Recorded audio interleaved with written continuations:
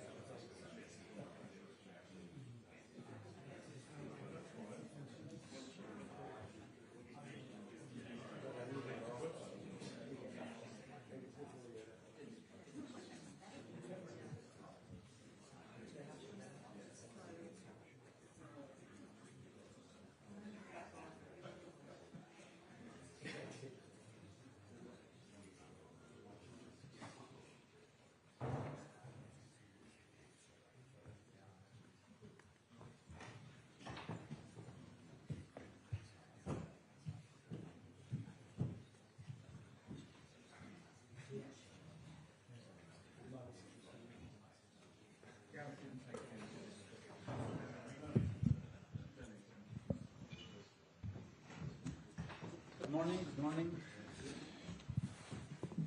Okay, good morning everyone and welcome to Wembley Stadium for this squad announcement for the 2026 FIFA World Cup.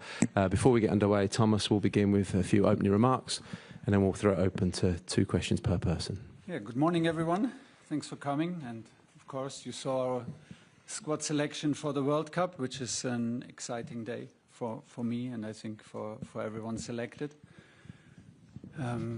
I think from day one we were very clear that we are trying to select and build the best possible team, which is not necessarily to select and collect the 26 most talented players. Teams win championships, it's as simple as that.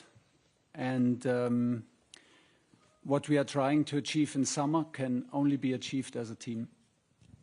That in mind, we chose a very balanced squad. We chose 3 goalkeepers plus Jason Steele. I want to take the opportunity and thank Jason for being brilliant, and thank Brighton for being so cooperative and supportive. We choose 9 defenders for 4 positions. We chose 7 midfielders for 3 positions, and we chose 7 strikers for 3 positions. I can assure every fan in the country that we have 26 100% committed players in camp with us, who know their role, who are ready to buy into their role on and off the pitch, and who are ready and committed to the idea of team spirit and being unselfish. The squad, I think, has a significant number of players that will compete for starting minutes and starting places. That gives us also the chance to rotate on a very high level.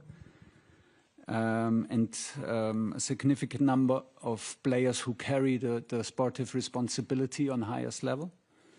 We have a huge chunk of usefulness in the squad. We have 6 players who won titles with the under-21s. We have Kobe, who is still young and has already won his titles. We have Nico O'Reilly on top, who is very young and has already won his medals. We have specialists with us, specialists for all kinds of different scenarios. When we're leading, when we're chasing a game, when we're chasing a result. We always said we want to be a strong set-piece team, so we have specialists for that, and we want to be a strong penalty team. We have specialists for that. And last, and for sure not least, we have a decent leadership group in camp. We have a decent leadership group with us in the World Cup. The leadership group took care and ownership in a very special way from September onwards. They created a culture, they set the tone, they set the standards, created and took care of the standards, and we were very happy with that. And that is why the majority of this team and that this majority of the selection is from the players who were with us in September, October and November. It's important for me to say that I am very grateful to all players who helped us qualify, to all players who had sometimes only 1 of 6 camps with us. Very grateful. And I tried to show my respect and my appreciation for what they have done in telling them in personal phone calls in the last 3 days about my decision. So I called every player that was at least once with us personally to tell them my decision, even if it was a painful decision or it was a disappointing message. We believe that it has to be delivered from me. I will not go into details, of course, but I tried to explain and explain my decision and try to express my appreciation and respect for the player. Okay. No more questions? Good. Hundreds, I'm afraid. Hundreds. Yeah. Thomas, nice to see you, and thanks for explaining that. That's very helpful. You've surprised us again. I want to start with perhaps what we thought was the biggest surprise, and that's Ivan Toney's inclusion. He's played a total of 7 minutes of international football in your 16 months in charge. He wasn't on a lot of people's radar, and yet here he is in your World Cup squad. Yeah. Can you explain that to us? Also a bit of a surprise to us. So, but like I said, when it came down to all different kinds of scenarios, he was back in the picture. I had fantastic feedback from his coach, from his club coach, who was my player, and I have a close connection with him. I had always fantastic feedback about his role there, about his ability, about his fitness. We could see that he still collects the numbers.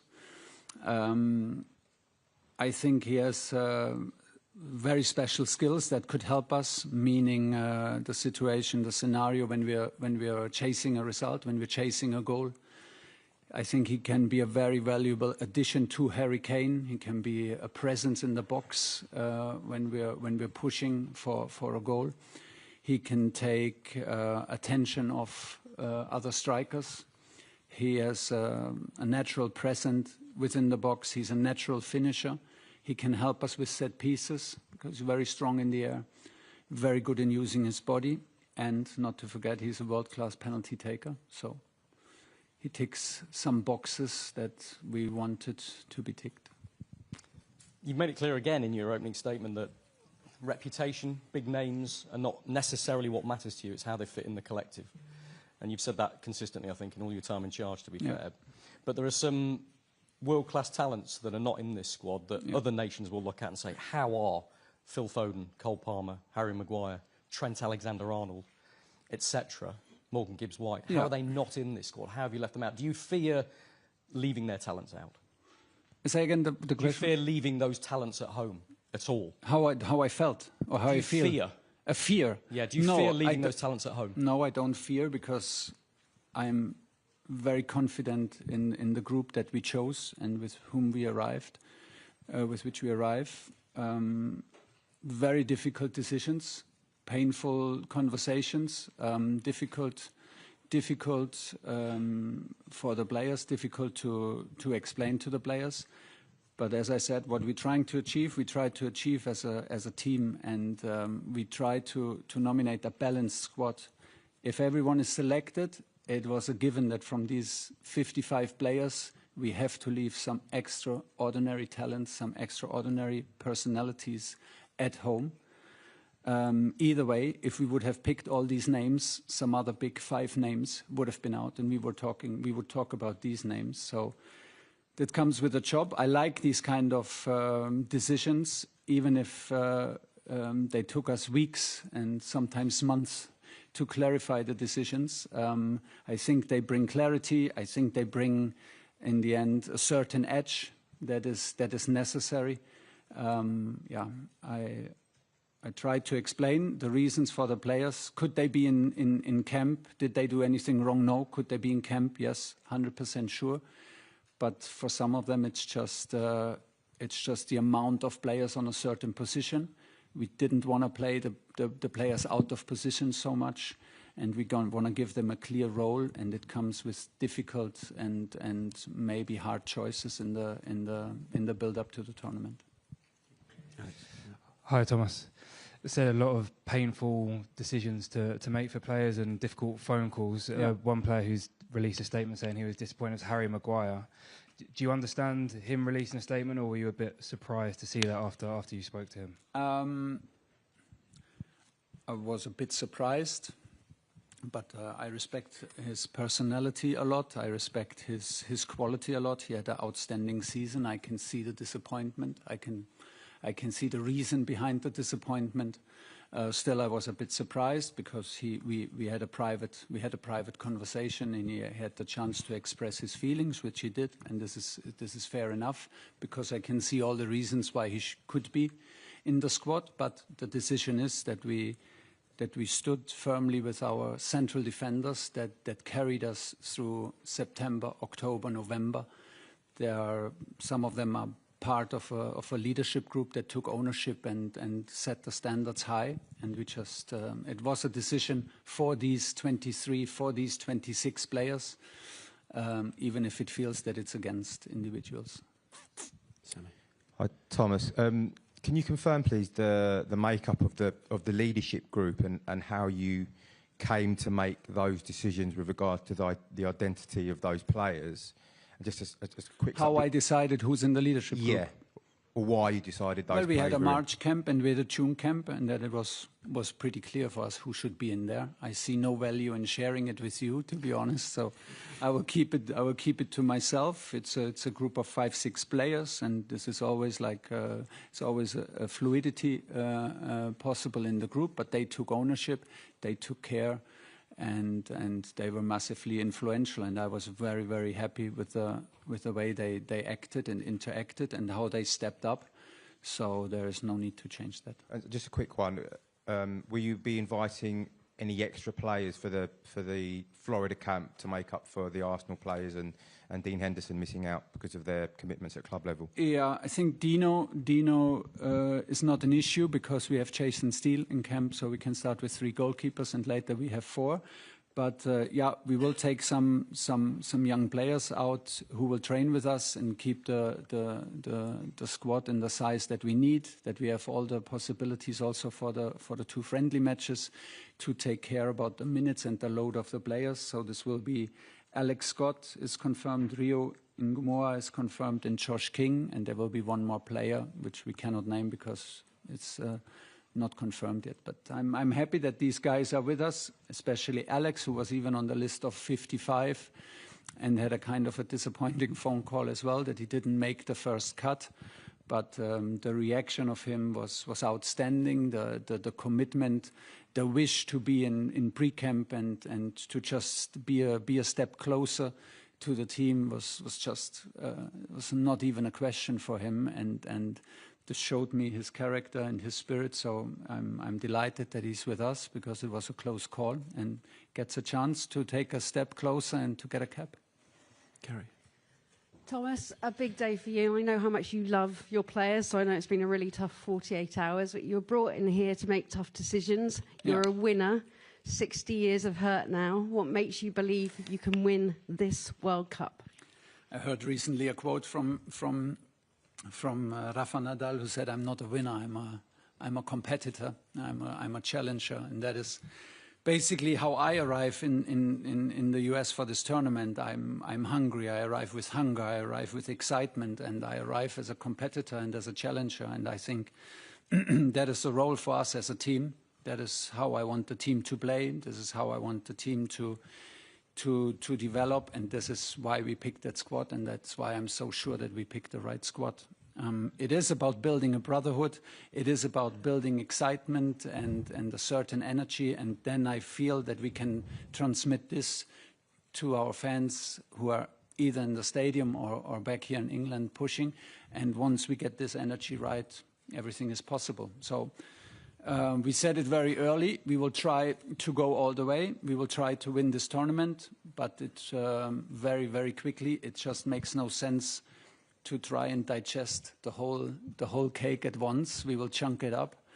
We will try to have the best possible pre-camp, have a little break in between, and then go to Kansas, switch locations, and go into the tunnel to start the group phase. Where there is no doubt in quality is Morgan Rogers and Jude Bellingham. Some people will see that as a problem in terms of selection. How do you prepare to handle a very nice problem? I think they're just 2 of the names who are potential starters on the same position. I think there is still variety within these positions, so they can also play together. That should not be a problem. If they compete for one position through the tournament, I think it is possible to compete for a position as complices, and you don't have to be enemies. In the example of Morgan Rogers and Jude Bellingham, they're friends anyway. So we have a couple of others. We have Bukayo Saka and Noni who fight for the same place in the club, and I strongly believe that it is possible that you fight for your place and still push your friend, your colleague, especially in international football, to the best possible performance, and that will come back to you. And we took a lot of care about that exactly this energy is right. They know their roles. I have no doubt that we chose the right players. I have no doubt that Jude and Morgan will get along well, and I have no doubt that they will be both decisive for us. David. Hi, Thomas. You've picked John Stones, who hasn't played a lot of football for Manchester City this season, very experienced, but is he ready to play a meaningful part on the pitch for your team? Yes, otherwise I would not have picked him. He's excited to come, and I am excited to have him. I am a huge believer in John. I think he's a world-class player. He's an amazing character and a proven winner. He knows how to adapt to a winning culture. He knows how to adapt tactically on the field. He is still on highest level when I see him play, when I see him move.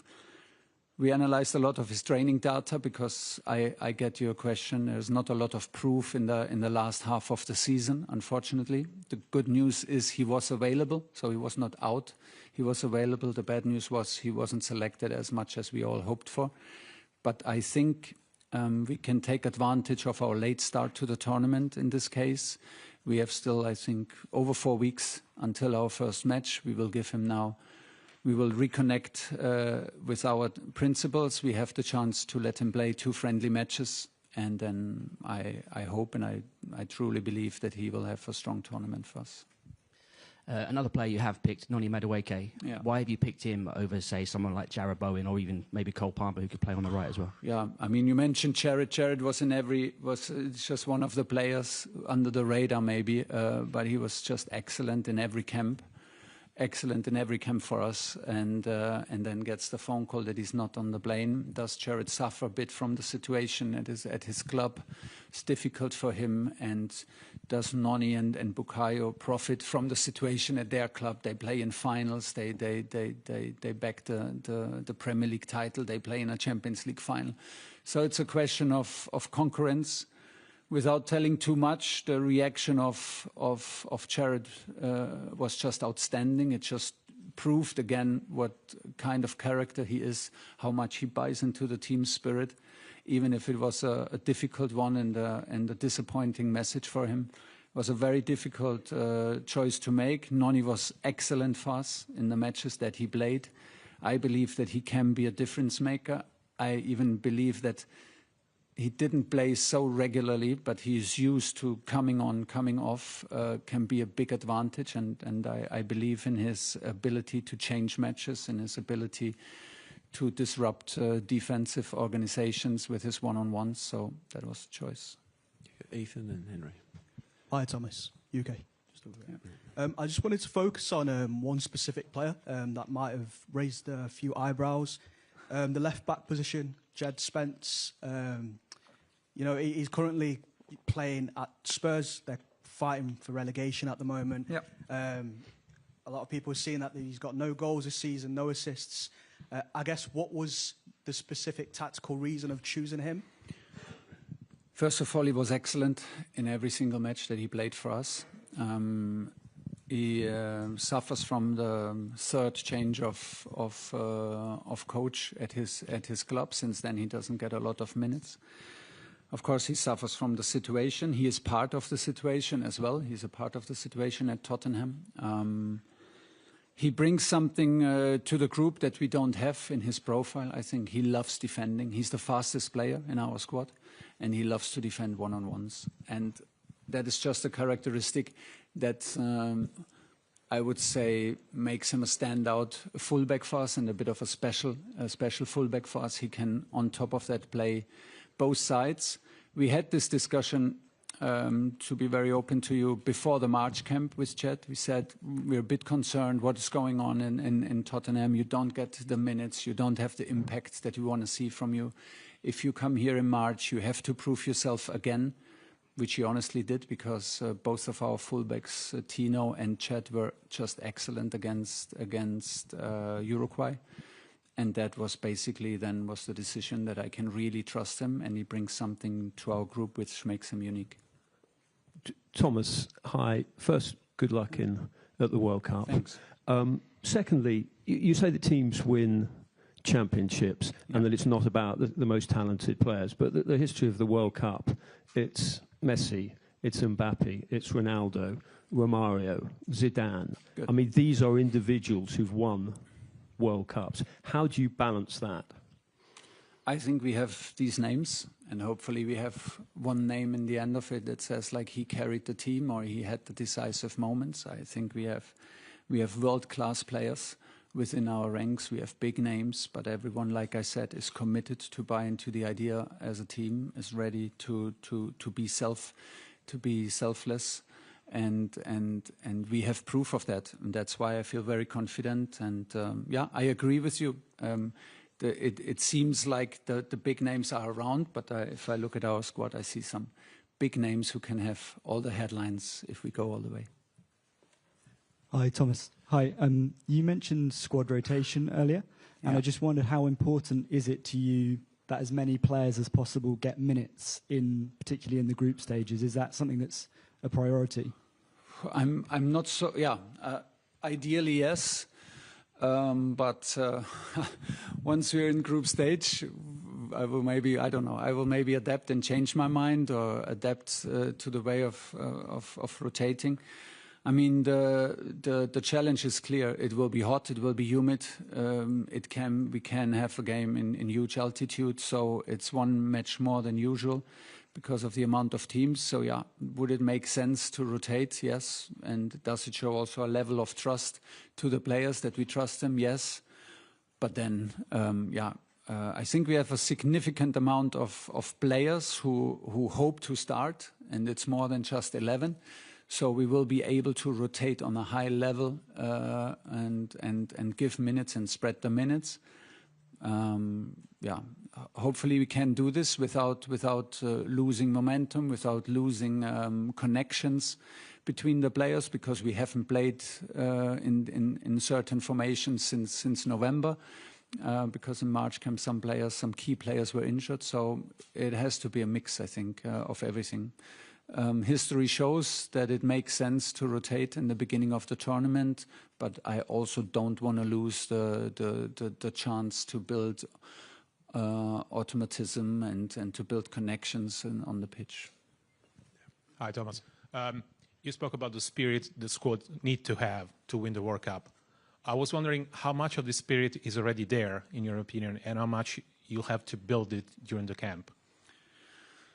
When I see the 26 reactions in the last 3 days to my phone call, then I think the spirit is there. It was amazing to see. I wish everyone could have seen what it means to the players, the joy, the emotion, to get this phone call, even of players where you could think, oh, well, he should be sure that he's on the plane. What it means to them, it would be nice to share it, actually, that just shows me that we chose the right group. We have to be sure, because we want to be a long, long time together, and we will be together 24/7. So no one can drive home and have an afternoon off at home and relax and come back the next day. We will stay together. Of course, that's why this is very important. And that's why we rely so heavily on the group that built this kind of spirit throughout these 3 camps in September until November. And I think we have a big part of it, and we will make sure in the first 10 days, especially in pre-camp, that the players engage, reconnect. They will have the freedom and the opportunity to reconnect off the pitch to make it a special summer for us. You say the goal is clear, to win the World Cup. What do you think needs to happen for England to actually win the World Cup? Well, the goal is to try to win it and not be shy about it, and then just to respect the game and the opponents and the amount and the obstacles that come with the tournament itself. What was the question in the end? What do you think needs to happen for England? Well, we need a bit of luck. We need to have our selection right, and then we need to stay healthy. All the players need to stay healthy.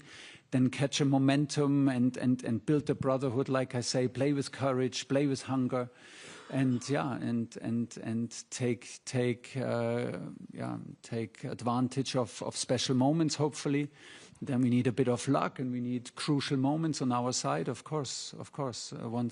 Once we go, hopefully, then to knockout football, it's a game of margins. And it will not be done without luck, and it will not be done without nerves of steel if you need to overcome overtime or penalty shootout. So it's not everything is in our hands, but I think it's good to just have the goal spoken out, and we did this very early in the first camp. And after that, we straight away, 1 minute later, we said, okay, this is clear. That's why we're here. That's what we're trying to do. But let's focus on what we can influence, which is now in the next step, the 10 days in Florida. James. Hi, Thomas. Team chemistry and having good travellers in the group seems to be such a core idea for you. I just wondered if you'd spoken to anyone specifically about that, whether it's like other international coaches or Gareth Southgate, maybe? No. We trusted our own experience. We trusted our own sports psychologists that we have with us. We trusted our observations throughout the camps and didn't speak with other coaches about it. And you got, but we have feedback, of course, from club coaches, and when we go into stadiums, and a big amount of observation goes into behavior, not even like into football details, but goes into behavior.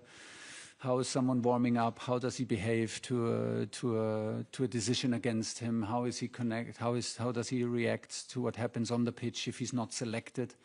And from there we go.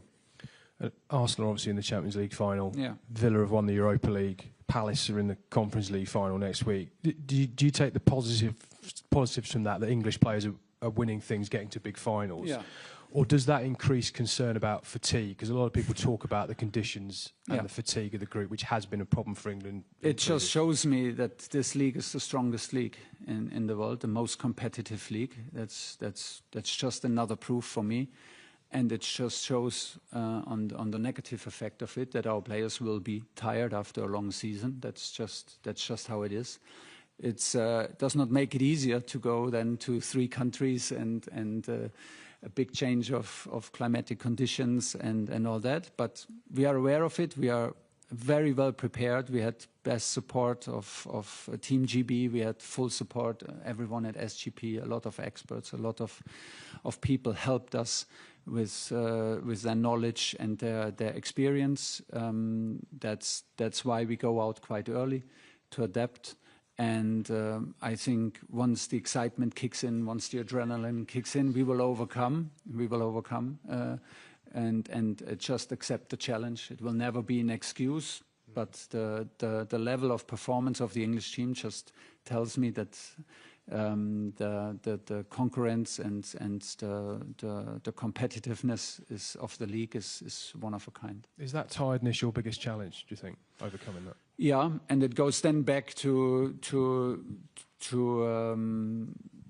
getting the load right in pre-camp, getting the load individually right for the players, getting the headspace right, getting the attitude right. Don't go too early into the tunnel, getting our rotation right and the selection of the teams, because we want to stay a long time in the tournament, and we will take advantage of the full squad. We'll finish back with Rob Dorset. Thomas, I'm sorry to hijack a really important England media conference with news that's broken while you've been talking. What's the news? Manchester City have announced that Pep Guardiola will be leaving at the end of this season. We expected that to happen, but it's still a hugely significant event. I wondered if you wanted to say something about that, and also the impact that he's had on the Premier League and English football as a whole. Well, the impact he had on every league where he trained, and it's just one of a kind. It's like just the one of the very, very, very best. He made a big revolution with the way he played at Barcelona, and then he put everything upside down in the German league, and then he comes here and crushes every record. So it's just outstanding. There are no words that can describe this determination and this level of input. It's just highest level. And finally, this is a bit left field, but I wanted to ask you about the collaboration you had with the Beatles in announcing this squad, because it seems significant that you chose the song "Come Together" as well, after all you've been talking about. I was not involved in that. I saw it now today for the first time. I loved it. Good idea, and thank you for that. Okay, everyone, conclude it there. Thanks for your time.